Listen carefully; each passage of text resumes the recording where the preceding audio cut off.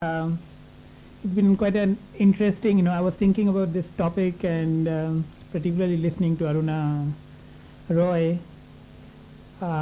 Two things struck me. One is, I think there needs to be a distinction to be drawn between the technology and the medium and the message. The controversy or the debate is over the content, not so much about the technology. Because the technology, to me, the internet is just like printing press was 400 years ago. And if you read history, you would find there was exactly the same debate. That printing press made dissemination of information much more simpler. And obviously that meant there were a lot of agencies, a lot of people with interest who wanted to stop the flow of information.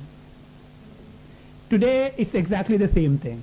Only the technology has changed. And I think it is very important to remember this, because otherwise we keep repeating the same mistakes and the same mess every time. Secondly, I think, like Shubho made one basic pitch. I would actually take from there, because just a couple of days ago, Osama and I, we were at a conference in Cairo, and there was a very interesting presentation from Portugal, where this person showed how different agencies of the government are putting together the data in one platform so that it's available in a relatively standardized manner and as authentic as possible.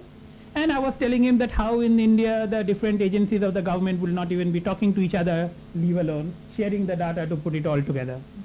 And therefore there's a big challenge in that. I don't know how, one way how that challenge is being overcome is the demand side. That is, the RTI and the rest has increasingly put in a lot of demand on the sources of information, and they have responded to an extent. There are agencies which do, as a matter of routine, put up a lot of information rather than be faced with RTIs every few months.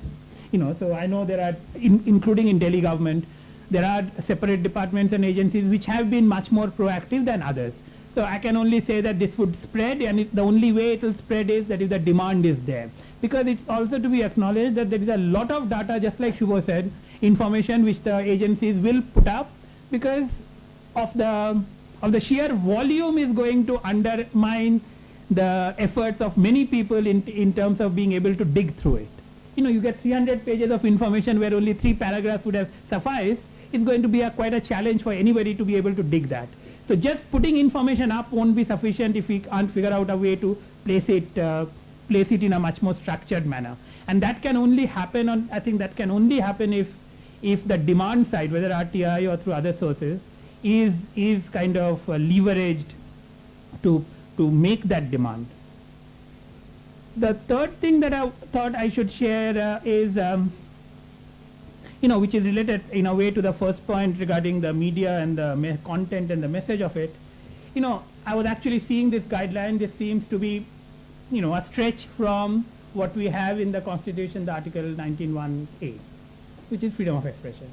And all the freedoms of the 19(1) of the Indian Constitution has restrictions, reasonable restrictions of various kinds.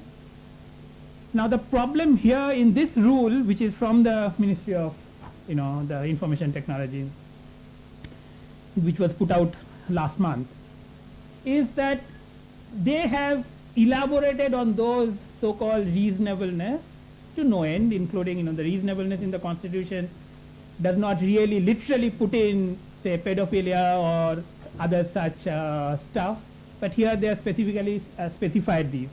The problem with this is twofold.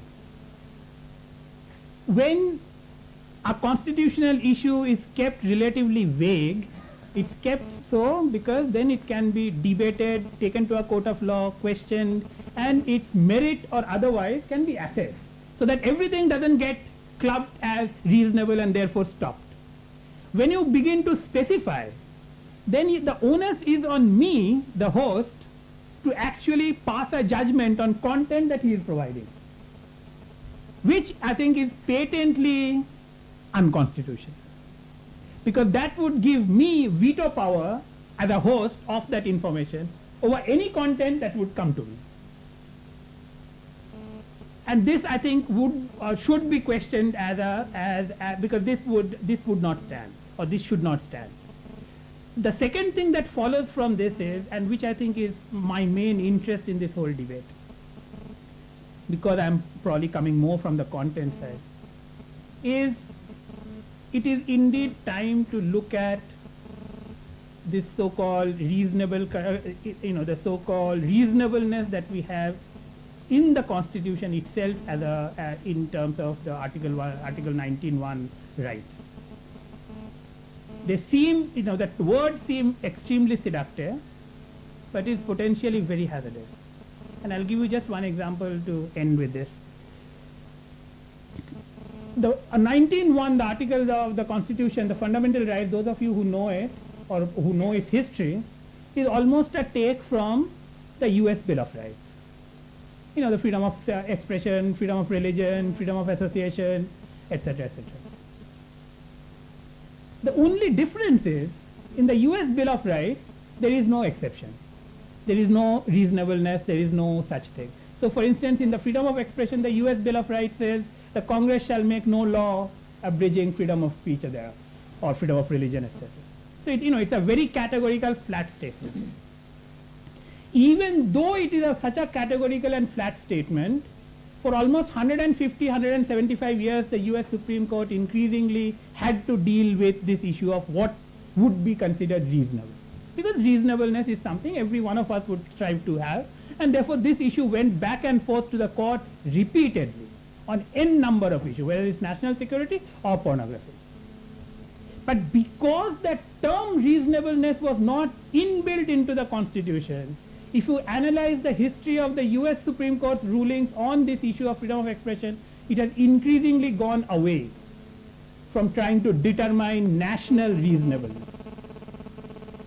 What it has gone is, it has allowed the communities to decide whether a particular billboard is offensive to the community or not. If it is offensive, take it off. If it is not, it continues. The decision making has been transferred downwards. Liability laws or libel laws are so pathetic. Instead of strengthening that, for instance, Amitabh Bachchan could go to a UK court and win a libel case. It would be impossible for anyone to achieve that here. Why? And if we focus on that, just that element of the law, to have certain checks and balance on content, I believe would be more than enough than to elaborate the negative or the positive list regarding content. And what happened recently with Abhishek Manu Singhvi would be a great example.